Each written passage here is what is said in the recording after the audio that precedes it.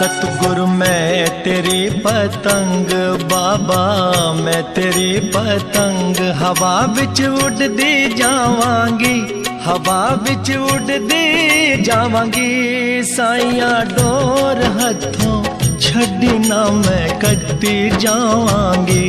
सतगुरु मैं तेरी पतंग बाबा, मैं तेरी पतंग।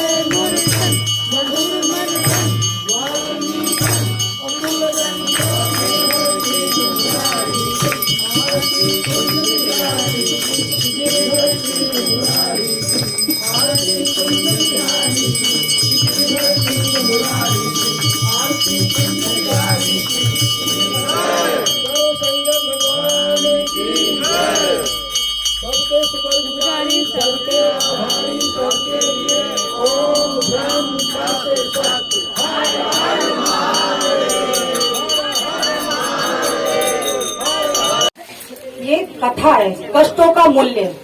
अगर ध्यान से सुनोगे तो समझ में आएगी, नहीं सुनोगे तो कुछ पल्ले ही नहीं पड़ेगी।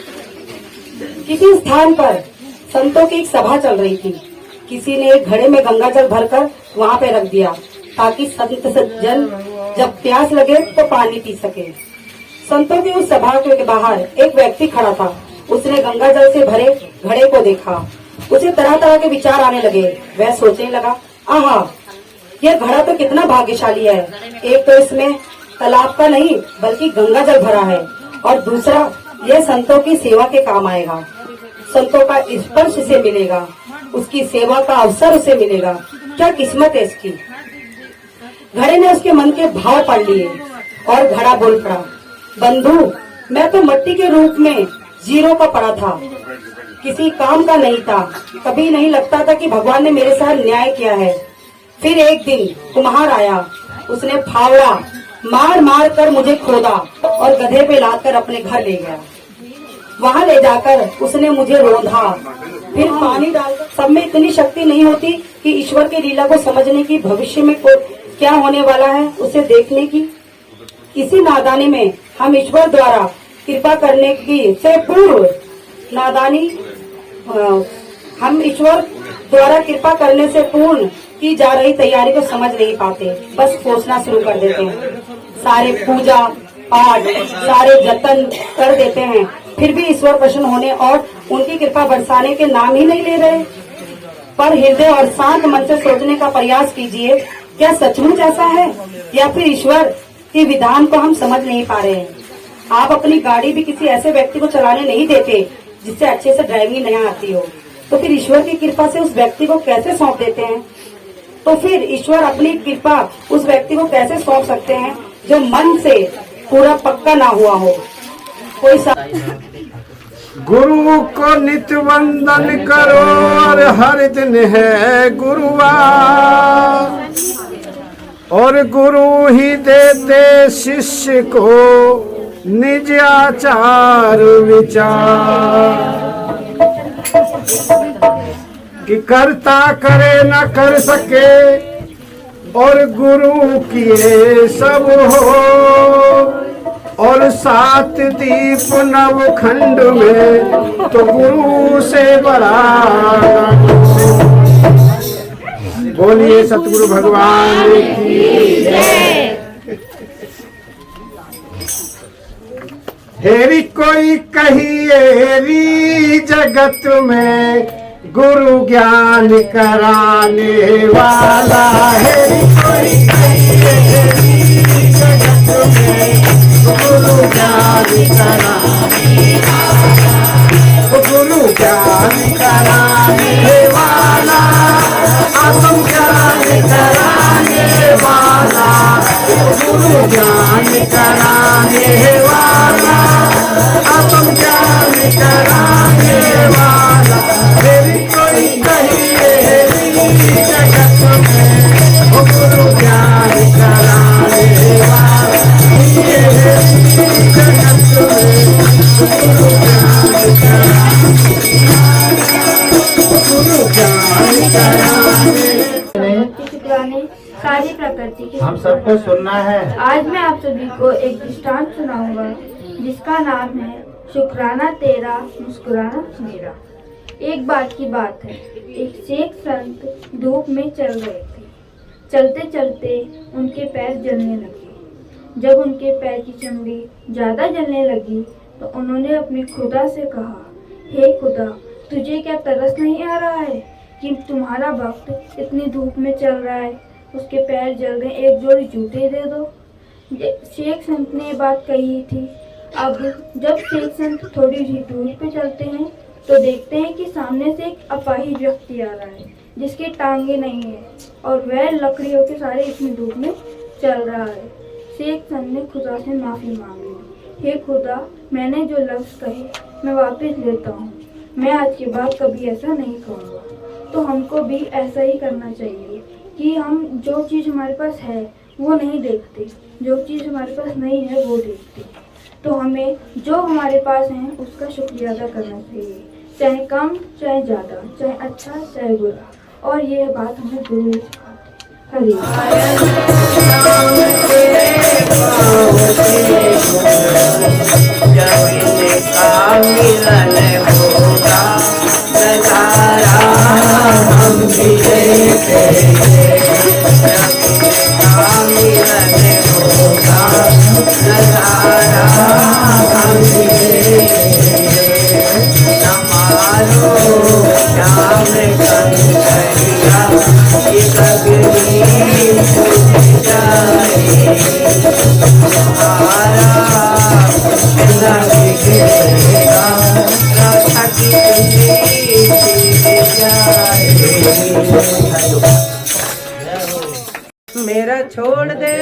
मेरा छोड़ दे दुपट्टा नंदलाल, सवेरे दही बेचने आऊंगी।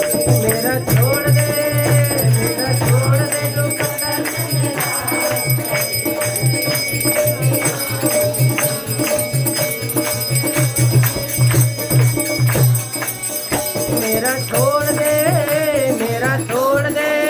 मेरा छोड़ दे दुपट्टा नंदलाल, सवेरे दही बेचने आऊंगी। मेरा छोड़ दे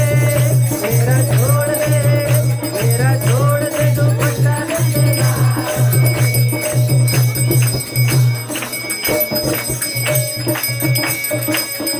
मेरा छोड़ दे दुपट्टा नंदलाल, मैं दही बेचने आऊंगी। ना माने तो चूनर रख ले, ना माने तो मेरी चूनर रख ले, ना माने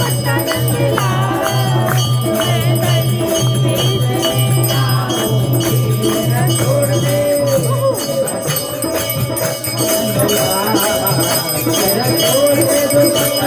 नंदलाल, मैं दही बेचने आऊंगी। मेरा छोड़ दे दुपट्टा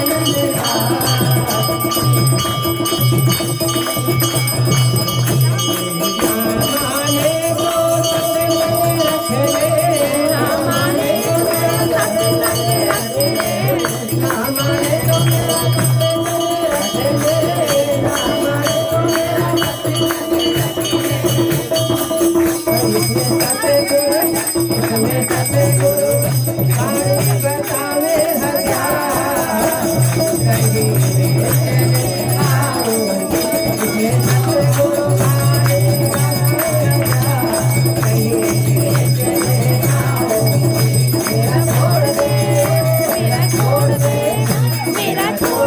दुपट्टा नंदलाल मैं छोड़ दे दुपट्टा नंदलाल मैं दही बेचने आऊंगी मेरा छोड़ दे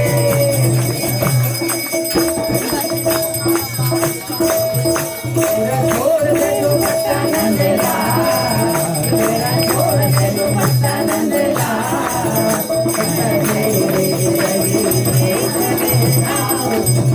मेरा छोड़ दे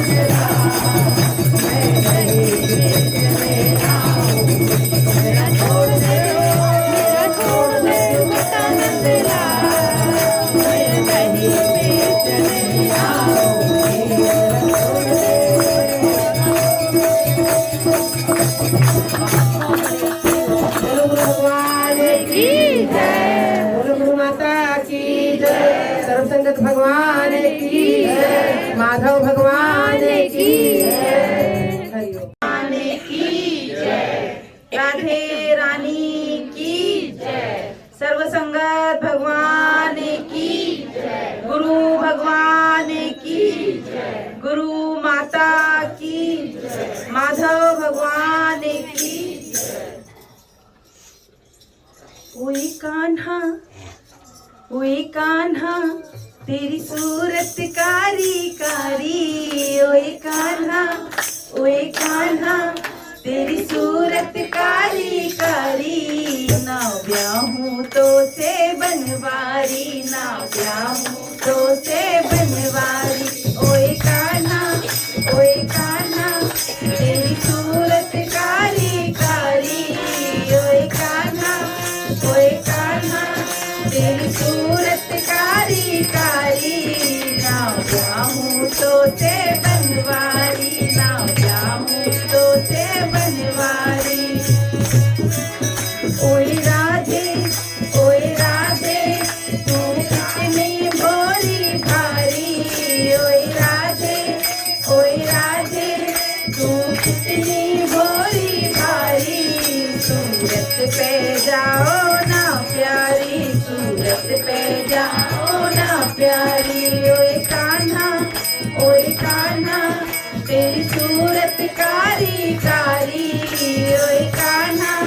ओए कान्हा तेरी सूरत कारी कारी तो देना ब्याहूं बनवारी तो देना ब्याहूं बनवारी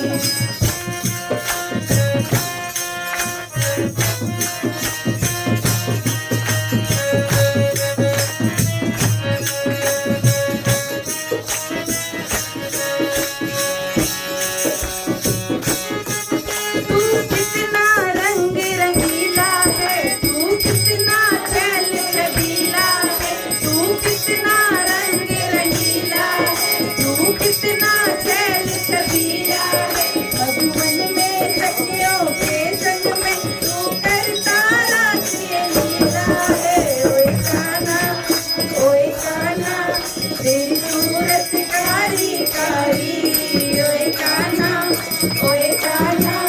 तेरी सूरत कारी कारी, तो तेना ब्याहूं बनवारी, तो तेना ब्याहूं बनवारी, तो तेना ब्याहूं बनवारी।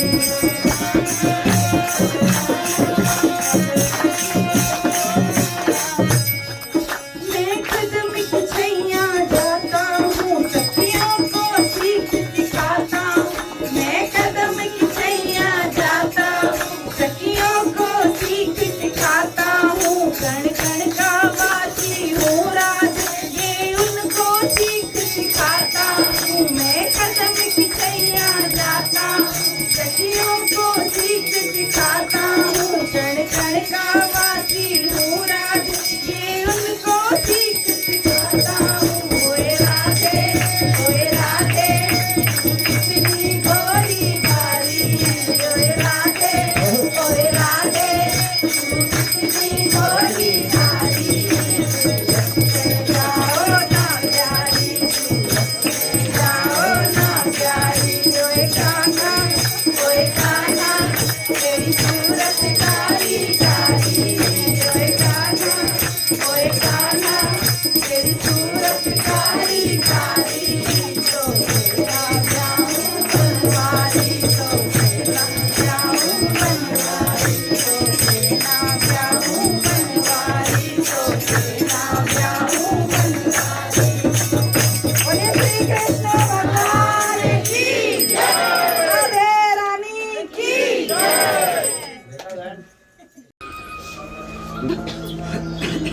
बहुत अच्छा लगता है जब जिंदगी में खुशियाँ और सुख बढ़ता है, पर ये हमेशा नहीं रह पाती है। इस पे भी विचार करना चाहिए। जगत की जो खुशियाँ हैं, सुख है, वो स्थायी नहीं है, अस्थायी।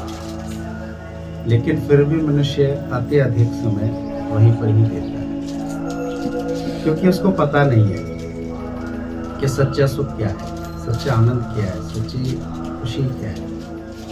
जब कोई हमें ऐसा ब्रह्म ज्ञानी और बिरला गुरु मिलता है तो वो हमें बताते हैं कि भक्ति, सुमरन और सत्संग में जो सच्चा सुख, आनंद और खुशी है वो इस मिथ्या जगत में नहीं है। लेकिन वहाँ पर जो हमें करना होता है, वो सबसे जरूरी में जरूरी जो काम है वो है अपने अहंकार को लेकर। जब तक हम अपने अहंकार को लय नहीं करेंगे, जब तक हम भी उस सुख, खुशी और आनंद से वंचित हैं। ये कई बार देखा गया है कि मनुष्य भक्ति के रास्ते पे तो है, लेकिन वो इतना खुश नहीं है, इतना आनंदित नहीं है। तो उसका मूल कारण ही यही है कि उसने अहंता, ममता कर्ता को पकड़ा। उसने मुक्ति नहीं ली। मैं कुछ हूँ, आप ही अनुभव करते होंगे रोज रोज कि कुछ जने बहुत खुश हैं, कुछ इतने से कम है, कुछ तो है ही नहीं। देखिए वो अपनी मन बुद्धि चलाते हैं, कहीं ना कहीं उनका अहंकार आड़े आ रहा है कि मैं कुछ हूँ, मुझे कुछ आता है, ऐसे नहीं होना चाहिए, ये नहीं होना चाहिए। यहाँ पर भी आकर वो इतना खुश नहीं हो सकता। तो उसे सबसे पहले अपने अहम का त्याग करना चाहिए कि मैं कुछ नहीं हूँ, जो कुछ भी है वो भगवान है, गुरु है। अब आप देखिए जो छोटा बालक है, जिस घर में भी जन्म लेता है बहुत खुश रहता है, लेकिन जैसे जैसे वो धीरे धीरे बड़ा होता है, पता नहीं उसकी खुशी कहाँ चली जाती। कहीं ना कहीं समाज में उसे बताना शुरू हो जाता है, अरे तुम तो बहुत गरीब हो, तुम इस जाति के हो, तुम्हारे पास तो ये नहीं है, वो नहीं है, तुम सुखी और खुश नहीं हो सकते। तो वो उन बातों को मानता चला जाता है और फिर वो देखता है कि वो सुखी कौन है, खुश कौन है। तो वो जिस माहौल में रहता है वहाँ उसको बताया जाता है अरे भाई इस पे तो बहुत बड़ी गाड़ी है, देखो बहुत बड़ा घर है, ये लोग बहुत सुखी हैं, तो वो उसी को मान लेते हैं और उनको इकट्ठा करना शुरू कर कि भाई इनमें खुशी और सुख है। वस्तु, व्यक्ति, पद की तरफ वो भागना शुरू कर देता है, क्योंकि वो भी चाहता है कि मेरा भी कुछ रुतबा बने, मेरी भी कुछ शान और शौकत बने समाज में, मुझे भी कुछ लोग जाने पहचाने, इस तरीके से। लेकिन स्थायी तो है ही नहीं। घर बन गया फिर भी खुशी नहीं, वस्तु व्यक्ति आ गए फिर भी खुशी नहीं, सुख नहीं मिली, चंद दिन थोड़े दिन की, फिर वैसे का वैसे ही, क्योंकि अनंत इच्छा है, स्थायी सुख का है। और जब गुरु में आते हैं तब वो बताते हैं कि तेरे भीतर माल खजाना तुझे ढूंढ। अब इतनी बड़ी दुनिया में साहब बिरला गुरु ही कहता है भक्ति का, सुमरन को, साथ संगत में बैठो तो खुशी और सुख मिलता है। लेकिन जो करना था सो नहीं किया, मिटाई ना अपनी हस्ती तो फिर चढ़े ये कैसे शिक्षा। भोले बनो, चतुराई चलाकियां होशियारियां नहीं, मैं कुछ हूँ, मेरी रेपुटेशन है, मेरी इज्जत है, मेरी पर्सनैलिटी है, तो वो नहीं पा सकता, वो उसको खुशी नहीं मिल सकती। इसलिए मिटा अपनी हस्ती को जो तू मर्तबा चाहे, कि दाना खाक में मिलकर बोले तुम जाओ। हम सब लोग सुबह शाम दोनों वक्त आते हैं, उसके बीच में एक दिन है, कम से कम 10-12 घंटे का एक दिन आता है। अब उस 10-12 घंटे में हमें खुश रहना है, सुखी रहना है, लेकिन माहौल ऐसा बना हुआ है कि ऐसे लगता है कि भाई पैसे वाला, रुतबे वाला, शान शौकत वाला, जो नेता भी नेता बन गए, जिनकी बड़ी पर्सनैलिटी है, वो लोग बहुत सुखी और खुश हैं। उसी माहौल में रहकर हमें उन सबको बताना है कि जो सुख है साहिब की हजूरी में, जो नहीं है संसार की वजीरी में। वो कैसे होगा? जब हम शांत रहेंगे, मौन रहेंगे, स्थिर रहेंगे, प्रसन्न रहेंगे और बड़े में बड़ी बात है संतुष्ट रहेंगे, तो हम उन सब के बीच में रहकर ये बता सकते हैं कि जो खुशी और सुख आनंद हमें भगवान के साथ आता है वो कहीं नहीं। क्योंकि आपको ऐसा एक माहौल बनाना होगा, ऐसा एक वातावरण और एक ऐसा व्यवहार आचरण बनाना होगा। आप घर में गए, बच्चे हैं, रिश्तेदार हैं, घर वाले हैं, आपको खाना मिल रहा है, आप प्रसन्न होकर खाइए।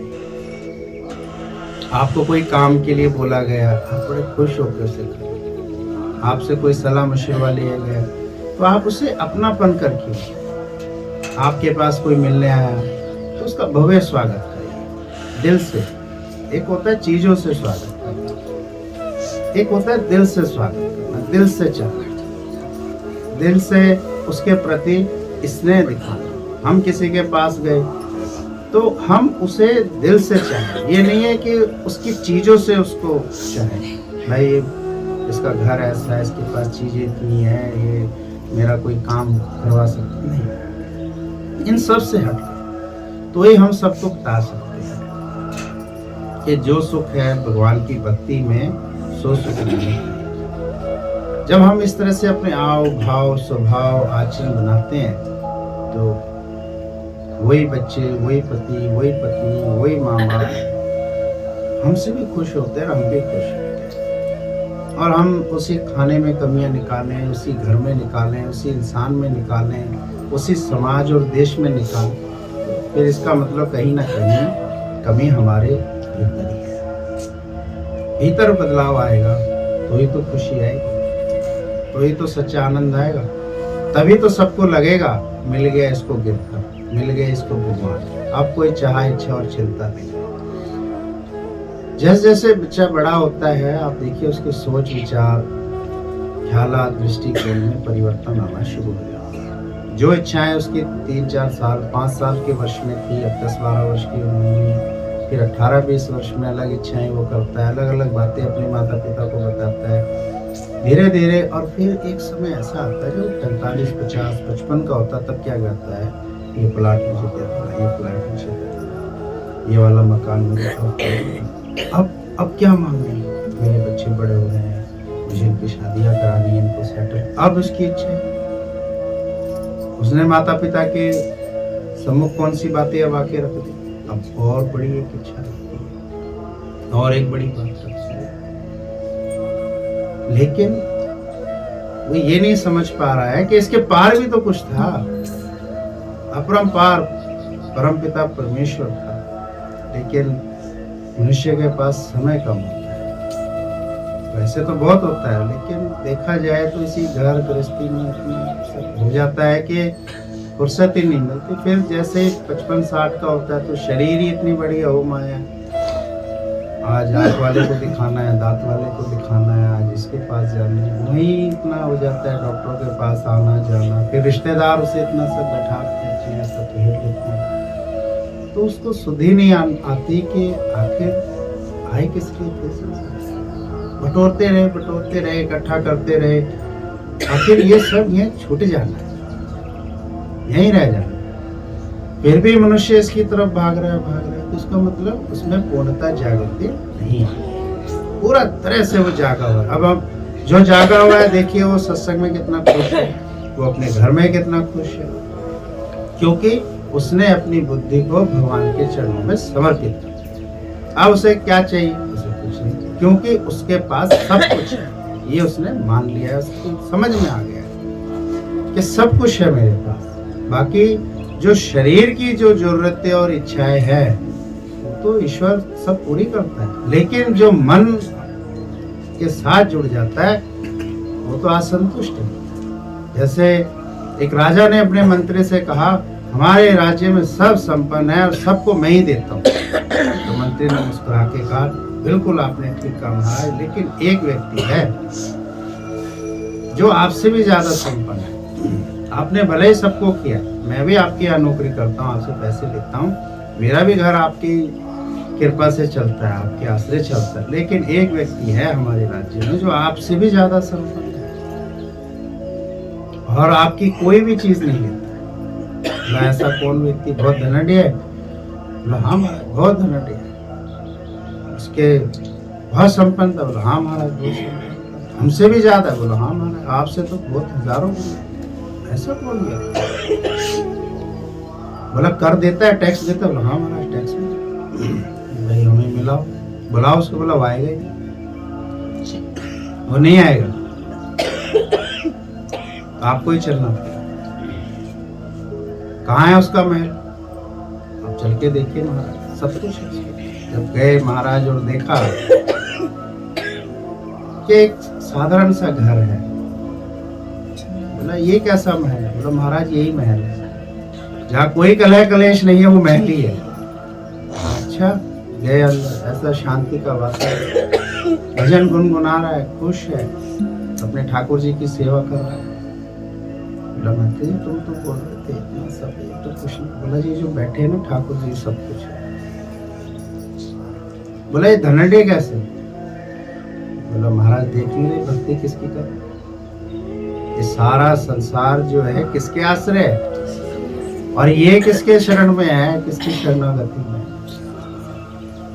तुम ही बोले जा रहे, ये कुछ बोलता नहीं है। महाराज आप बात करो, मैंने तो सब बात करी हुई है इससे, मुझे तो इससे धनी संपन्नता कोई व्यक्ति हमारे राज्य में नहीं देखा। महाराज गुस्ताखी माफ करना, आप ही नहीं, आप भी काम क्रोध लोभ मोह अहंकार में फंस जाते हो, आप भी कलह कलेशों में, इच्छाओं में, सब में फंस जाते हो। ऐसा नहीं कि महाराज मैं नहीं फंसता, मैं भी फंसता हूँ आपके साथ में, मुझे भी झूठ बोलना पड़ता है, कितनी तरह की बातें करनी पड़ती है, कितने तरह के मुझे भी गलत कार्य करने पड़ जाते हैं, लेकिन मेरी नौकरी ऐसी है। लेकिन महाराज जो ये व्यक्ति है वो हम नहीं है। बोला ऐसा क्या है, बात करो। जब महाराज ने उस व्यक्ति से बात करी तो उस व्यक्ति ने कहा कि मुझे आपसे कुछ नहीं चाहिए। बोला आखिर क्यों नहीं चाहिए मुझसे? तो उस व्यक्ति ने कहा कि मैंने इच्छा का ही त्याग किया। मैंने वस्तुओं का त्याग नहीं करा, व्यक्तियों का त्याग नहीं करा, मैंने इच्छा का ही त्याग कर दिया जो बार बार मुझे परेशान कर। अच्छा तुम ये बताओ, ये सब खाना पीना सब कहाँ से खाते हो? बोला ये सब मेरे भाग्य में लिखा है। अभी हम लोग सुबह शाम ना हम खाना खाते हैं ना हम भोजन खाते हैं, हम लोग क्या खाते हैं? ठाकुर जी का प्रसाद। किसको मिलता है पता है? उनको ठाकुर जी का प्रसाद। अच्छा माँ का निवाला किसको मिलता है? बच्चे को मिलता है। इसी प्रकार ठाकुर जी का प्रसाद किसको मिलता है? जो ठाकुर जी का उनके मुख से आता है। बोला महाराज ये सब मेरे ठाकुर जी ने मेरे भाग्य में लिखा हुआ।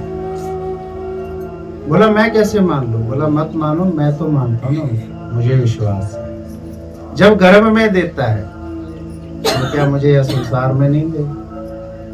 जो मरे पीछे कपड़ा, लकड़ी, आग, कंधा सब मिलता है तो क्या अब नहीं मिले? मुझे विश्वास है, मुझे अपने भगवान पर पूरा विश्वास है कि वो मेरे इस तन को अन्न, धन, वस्त्र सब देते हैं, ऐसा मेरा दृढ़ विश्वास है। बोला फिर भी तो कोई इच्छा होती होगी, फिर भी तो कोई ख्यालात बात आती होगी। बोला बिल्कुल नहीं आती महाराज। तो फिर किसका संग किया तुमने? बोला महाराज मैंने आत्मा का संग किया। अगर जो कोई मन का संग करता है, देह का संग करता है, जीव भाव का संग करता है तो वो अनंत इच्छाओं में अटकता फंसता है। नहीं तो देखिए ये शरीर ही कितनी बड़ी होम है, इसके लिए कपड़ा लत्ता, खाना पीना, कितना मान सम्मान, कितना सब चाहिए। लेकिन जो अपनी आत्मा से जुड़ता है उसकी सब इच्छाएं समाप्त हो जाती हैं और उसके अंदर से भक्ति शुरू। और जब कोई भी मनुष्य जब भक्ति की राह पर बढ़ता है तो सबसे पहले उसके अंदर में संपन्नता आती है, यानी वो निरिच्छा हो जाता है, निस्वार्थ हो जाता है, संतुष्ट हो जाता है। अगर 10-12 वर्ष का बालक भक्ति में आता है तो उसका ध्यान उन खेल खिलौनों की तरफ या किसी गाड़ी वाहन की तरफ ना जाकर उसका जो ध्यान है वो भगवान की तरफ से। आप सोचिए 10-12 वर्ष के बच्चे आते हैं, इनका ध्यान भगवान की तरफ से। अगर ये टिके और स्थिर रहे तो आने वाले 8-10 वर्षों में ये महान संत। अगर ये टिके रहे, 8-10 वर्ष की तपस्या है, अगर इन्होंने अपनी वाणी, अपनी दृष्टि, अपनी दृष्टिकोण, अपने नजरिए पे अगर नियंत्रण बांध लिया तो ये कितने बड़े महान योगी साधु संत बने। अगर कोई 20-22 वर्ष का आता है तो अगर उसने अपने भोग विलास पर नियंत्रण पा लिया, क्यों देखो अब उसे खिलौने परेशान नहीं, क्योंकि उसकी बुद्धि का स्तर थोड़ा ऊंचा हो गया है। समाज में रहते रहते उसे समझ में आ गया कि अब मुझे इनका उपयोग नहीं करना चाहिए। 20-22 वर्ष में पर कुछ तो है जो परेशान करता है उस इंसान को, वो है भोग विलास, सबसे ज्यादा उसी को, और उसकी तरफ ही वो भागता है, चाहे वो धन का हो, वस्त्रों का हो, चाहे किसी स्थान का हो, चाहे कुछ देख। आप कहीं भी देखिए, आप तीर्थ स्थानों पे जाइए, आपको ये 20-22 वर्ष 25 वर्ष के इतने नहीं मिलेंगे, 20-25%, लेकिन 45-50 अबव आपको ज्यादा दिखेंगे, क्योंकि उन्होंने वो 20 वर्ष करके देख लिया कि भाई यहाँ कोई संतुष्टि नहीं है। संतुष्टि जो है वो भगवान के शरण में है। अगर वो 20-22 वर्ष वाले व्यक्ति इस तरह से थोड़ा अपने को नियंत्रण करके उस समय को, उस सोच को, उस बल को और उस शरीर को अगर वो भक्ति सुमरन की तरफ ले आते, अब देखिए यही परसेंटेज देखिए 20-22 वर्ष के कितने बैठे हैं। ऐसा नहीं है कि वो समाज में है नहीं, लेकिन उनका ध्यान भंग हुआ, वो उस यौवन को, उस सोच और दृष्टिकोण और बल को, उस उत्साह को कहीं ना कहीं उस भौतिकता की तरफ अत्यधिक लगा, अत्यधिक हो गया ना, ज्यादा हो गया। उतना ही होना था आटे में नमक जितना, इतना चल सकता है, लेकिन अब आटा ही हट गया, नमक ही नमक चल, भागा आदमी, भाग अब 30-32 वर्ष के व्यक्ति में क्या आती है सोच? मेरे बच्चे पढ़ जाए, अच्छे स्कूल में एडमिशन हो जाए, ये सब क्या उनकी भाग्य किस्मत नहीं है? क्या प्रभु ने उनके लिए दाना पानी नहीं? अब जैसे व्यक्ति 45-50 का होता है, इनकी शादियां हो गई, कैसे वो अटकता जा रहा है, भटकता जा रहा है और प्रभु से उसका ध्यान हट रहा है, ना उसको विश्वास हो रहा है। 60-65 वर्ष का हुआ, उसको ये सब ध्यान तो नहीं आए ना, 12, 22, 32, 42, 52 तक के जो ख्याल थे, अब मैं मरना जाऊं, अब मुझे सैर करना। अब आप देखिए, कभी आप जाइए 50 अबव आपको सैर करते दिखते हैं, उसमें बुराई नहीं है, लेकिन अब ध्यान किधर आया उनका, ये शरीर की। लेकिन जब 20-22 वर्ष के थे तब पार्क में देखिए आप 10% ही दिखते, कूदते फांदते कसरत करते। ज्यादा रेशो किसका आया? दूसरे वर्ग का। आप फिल्म सिनेमा में जाके देखिए, 50-55 के अबव 10% मिलेंगे और 90% कौन है? और उनके साथ कोई दूसरा एक और होता है, कम दिखते हैं, लेकिन दूसरा एक साथी बहुत ज्यादा दिखता है। तो कहाँ उन्होंने अपना समय बिताया और क्या देखते हैं उसमें? गौर से क्या चीज देखते हैं? आप देखिए 3 घंटे वो झपक नहीं लगते हैं, ऐसे देखते हैं, पैसा भी दे रहे। एक पानी की बोतल जो यार 10 रुपए 15-20 की मिलती है, वह 100 रुपए की पीने को भी तैयार। कितना मतलब वो कहाँ लगा? तो इन सबके पीछे जो कारण है, बात बुराई की नहीं है, बात समझ की थी कि आए थे जगत में इसके हमें अपना इस जो जीवन, हमें अपना जीवन कैसे सजाना था, कैसे संवारना था, कैसे इसकी संभाल करनी थी, कैसे सब कुछ करना। ये सब तो शास्त्र तो बताएंगे।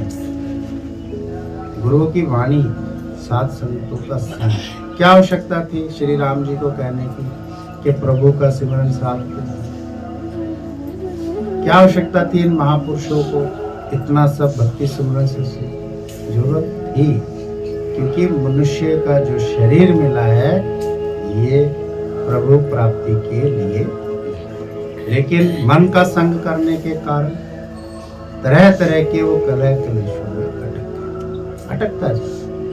अब फिर ऐसी अहो माया आती है शरीर में, अंत में ये शरीर ही प्यारा लगता है।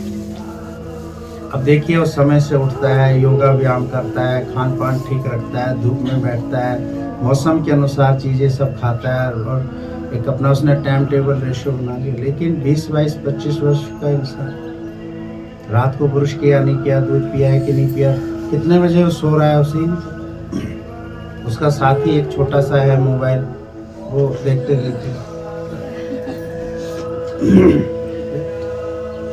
फिर सुबह उठते ही उसमें उसका उपयोग करना था, कोई बुराई नहीं है। विज्ञान ने हमें कुछ मेहनत करके कोई चीज दी है, लेकिन उसका उपयोग किसमें करना था?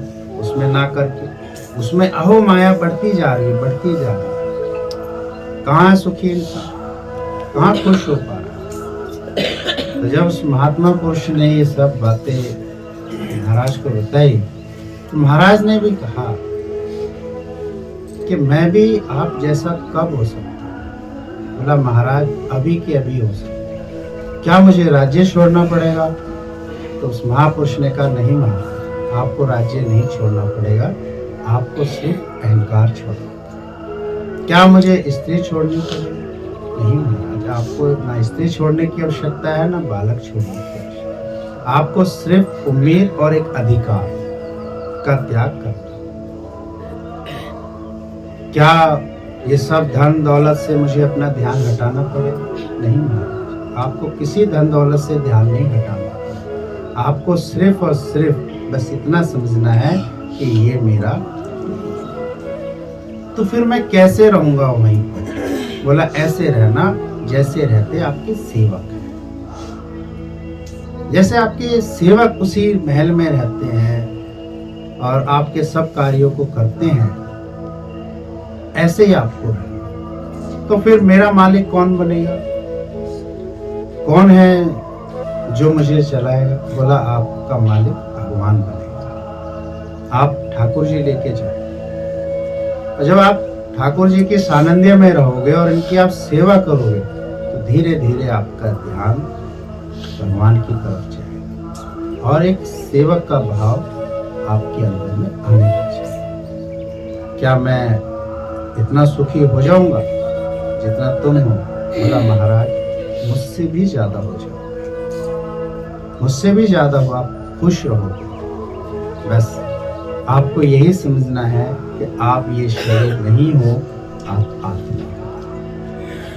आप इस झूठ से मुक्ति ले लो, हक हुकूमत से मुक्ति ले लो। राज्य बढ़ाने की कोशिश मत करो, इंसानियत प्यार बढ़ाने की कोशिश करो, अपनापन बढ़ाने की कोशिश करो। राज्य कलह कलेशों से मार काट से मिलते हैं, लेकिन इंसानियत प्रेम मोहब्बत से मिलती है। और जब चाहो जितना चाहो तुम इसे बढ़ाते चले जाओ। जितना तुम्हारा प्रेम प्यार स्नेह अपनापन बढ़ेता चला जाएगा, आप सबके दिलों के राजा बन जाओ। ये धरती के टुकड़े के आप जो राजा बने बैठे हो, महाराज इससे पहले कौन था इसका राजा? आपके पूर्वज थे, वो भी इसे जोड़ जोड़ कर रख कर एक दिन यहाँ से चले गए। आज उनका नाम लेने वाला कोई नहीं है, कोई नहीं जानता पहचानता है। लेकिन अगर आप इस प्रेम उदारता और करुणा और मिठास के रास्ते पे चलोगे, भक्ति सुमरन और सत्संग के रास्ते पे चलोगे और ठाकुर जी की सेवा में लगोगे, तो आप हमेशा जिंदा रहोगे। हमेशा आपकी जो ये प्रेरणा, आपके विचार, आपके आचरण सबके दिलों पे राज करें। अब देखिए, ये सुनते हैं तब लगता है इनसे क्या मिले, बस वहीं उस पॉइंट को पकड़ो, नहीं मिलेगा। क्या मिला है? जहां सब इतना सब करके आए खेल तमाशा, ऐसा नहीं कि नहीं मिला, लेकिन पूरी तरह एक तहे दिल में एक शांति, एक ठंडक की जो बात थी वो नहीं मिली। करते गए, भागते गए, करते गए, भागते गए, चलते गए। लेकिन इस समाज में अगर हम देखें, आके आस पड़ोस में भी देखें, भाई सबसे खुशी और सुख कौन है? हम कहते हैं भाई 3 मंजिला मकान बना लिया, एक और बना लिया, एक और बना लिया, बहुत सुखी। जब उसके पास बैठो, बोला कोई किराएदार हो तो बताना भाई साहब। कमेटी डाली थी, 2 महीने हो गए नहीं गई, कोरोना ने मार दिया, इतना हाथ तंग चल रहा। अब मंजिला 5 है, लेकिन किराएदार नहीं है, फ्लैट खरीदने वाला नहीं है। कहीं ना कहीं पे परेशान है। कोई घर में ब्याह शादी हो गई तो ठीक है भाई, बहू अच्छी लगी, लेकिन उसका भाई परेशान कर रहा है। दामाद जी अच्छे हैं तो उसके घर में कोई ऐसी बात हो रही है, वो कुछ ना कुछ ऐसा चल रहा है। ऑफिस में कोई ना कोई ऐसा है, बिजनेस में किसी के पास पेमेंट फंस गई है। विश्वासी था, धीरे धीरे उसने विश्वास जीता, बाद में मोटी बड़ी उधार ले ली और अब आंख दिखाता है, अकड़ता है। खुशी कहाँ गई? सुख कहाँ गया? आनंद कहाँ गया? खिसक गया? भागा दौड़ी इतनी करी, मन बुद्धि इतना लग गया, हाथ में क्या आ रहा है? कुछ नहीं। और फिर खाली हो गए। खाली आया संसार में, फिर खाली हो गए। तो भरपूर भरा हुआ कौन है? थोड़ा साधु संतों की तरफ भी चलो। कहाँ है नेता अभिनेता? अगर हम अधिकतर को देखें, 1-2% का रेशो नहीं समझ में आता है। अगर अधिकतर का हालात देख लो, सब एक दूसरे की बुराई, निंदा, चुगली, कलह कलेश, मार काट, कितना सब करते हैं। आप किसी भी नेता को देखिए कि किसी की भी बुराई करे बिना उसको चैन। अपनी पार्टी को छोड़ के दूसरी पार्टी पर तो उंगली उठाते ही है ना। चाहे वो कितना अच्छा वो काम कर रही है नहीं कर रही है वो पार्टी, फिर भी उंगली को उठाते हैं। एक फिल्म को चलाने के लिए क्या क्या नहीं करना पड़ रहा उस हीरो हीरोइन को, क्या इन सब चीजों की करने की आवश्यकता थी? इतने कम कपड़े पहनने की और क्या आवश्यकता? इस तरह के आभर्तता शब्दों का, इस तरह के सीन डालने की क्या? लेकिन क्या करें, करोड़ों रुपया लगा दिया। उस वर्ग को तो खींचना है ना अपनी तरफ, जिसकी जेब में पैसा ज्यादा है, तो वो वही वर्ग है, उसी को अपनी तरफ खींचना। इतना पैसा लगा दिया, इतना सब दुखी है सब संसार। सुखी जगत में वही है जो सतगुरु नाम है। क्यों परमपिता परमेश्वर ने हमको यहाँ भेजा? उठते ही क्यों ध्यान में आता सत्संग? क्यों दिन ढलते ढलते जैसे 4 सवा 4 हो जाते हैं सत्संग?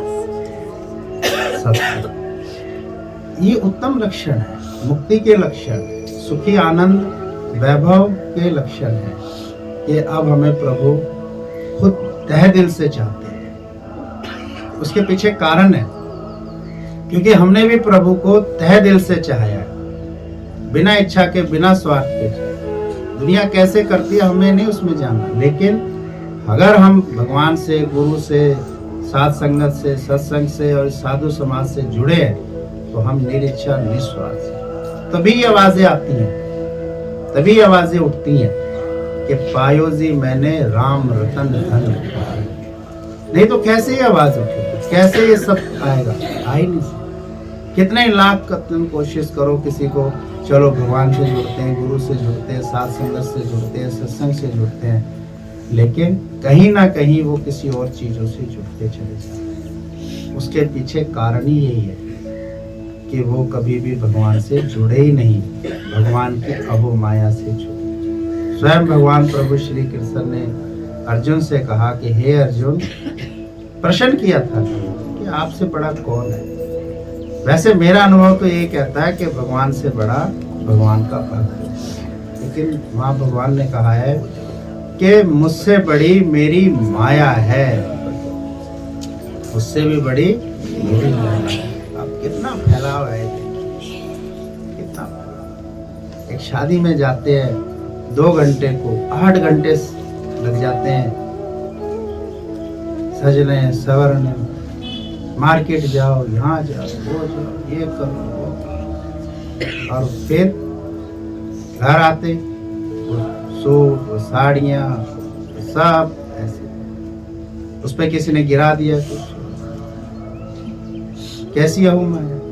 कितना घरों में ध्यान, चीजों में ध्यान, धन में ध्यान, बुराई नहीं है, लेकिन भगवान में उतना ध्यान, भक्ति में उतना ध्यान बहुत कम। आप सब में जो ये भाव लक्षण आ रहे हैं, इसका कारण ये है कि आप सब ने तप योग साधना की हुई है, तो आपको गिफ्ट मिल रहा है, सत्संग आपको गिफ्ट मिल रहा है। और रोज रोज आपको यही परमपिता परमेश्वर गुरुमुख से बताते हैं, अपना जीवन सफल करो, अपने जीवन को सफल करो, अपने जीवन का उद्धार करो, कल्याण करो, क्योंकि ये मानुष देह का कोई भरोसा नहीं, कुछ पता नहीं चलता है। इसलिए समय रहते अपनी जागृति करो, विवेक को जगाओ। कोई बुराई नहीं है, गृहस्थ में जाएं या हम समाज में जाएं, हम सिनेमा में जाएं, हम रिश्तेदारियों में जाएं, ब्याह शादियों में जाएं, कोई ऐसी बात, लेकिन ध्यान तो रहे। ध्यान जरूर रखें कि मुझे एक दिन यहाँ से लौट के भी जाना है। इसलिए अपने उस कीमती समय को जो परमपिता परमेश्वर ने दिया, कोई कहता है मैं अपना तन मन धन दूं, मैंने कहा सिर्फ समय दो। उस समय में ही तीनों चीजें यहाँ आ जाएंगी कि जो भगवान ने हमें जो कीमती समय दिया है, उसमें से कुछ समय, सिर्फ कुछ, ज्यादा नहीं मांगा। नौकरी ने बहुत समय लिया है, नौकरी से ज्यादा समय लेता है बिजनेस, व्यापार। 6 बजे बैठ गए लाला जी, रात के 11-12 बजे तक बैठे, वहीं खाना टिफिन आ रहा है, वहीं सब फोन रखे हुए, वहीं कितना समय दे रहा है। तो कीमती समय हमने नौकरी, व्यवसाय, रिश्ते, नाते, इस शरीर को रोजाना 8 से 10 घंटे दिए जाते हैं। लेकिन प्रभु को बहुत मुश्किल है समय। एक पत्नी बनने के बाद कितना समय हम पति को देते हैं, पति बनने के बाद पत्नी को देते हैं, बच्चे, रिश्तेदार सबको देते हैं। अच्छा बड़ा पैकेज देते हैं उनको, खूब बहुत बढ़िया, जिंदगी का एक बड़ा हिस्सा उन सब चीजों को देते हैं। लेकिन प्रभु कहते हैं कि मुझे इतना समय देने की आवश्यकता नहीं है, मुझे तो सिर्फ और सिर्फ वो समय दो जब उसमें कोई भी अहमता, ममता, करता, काम, क्रोध, लोभ, मोह, अहंकार ना हो। वो क्षण मुझे दे दो तो तुम्हारा बेड़ा पार और उद्धार कल्याण हो जाए। सिर्फ उतना ही समय मांगते कि जब हम उस क्षण को, उस पल को प्रभु के चरणों में रखते हैं जो शुद्ध होती है, बस वो समय जब हम भगवान के शरण में रखते हैं तो भगवान हमें भक्ति, सुमरन और सत्संग देते हैं। और जिस किसी भी के पास ये चीजें हैं, आप देखिए वो गली मोहल्ले, समाज, सोसाइटी, नौकरी, व्यवसाय कहीं भी हो, वो हर जगह अच्छाई ही उठा के लाएगा। श्रीमा भी देख रहा है तो अच्छा ही उठा के, वो किसी भी कार्य में जा रहा है, समाज में, शादी में, ब्याह में, रिश्तेदार, जहां भी जा रहा है वो सिर्फ और सिर्फ अच्छाई गुण ही उठा के लाएगा, क्योंकि उसे समझ हो गई है कि अच्छाई और गुण जितने हमारे जीवन में बढ़ेंगे उतनी ही खुशी, सुख और आनंद हमारे जीवन में बढ़ते हैं। खुश।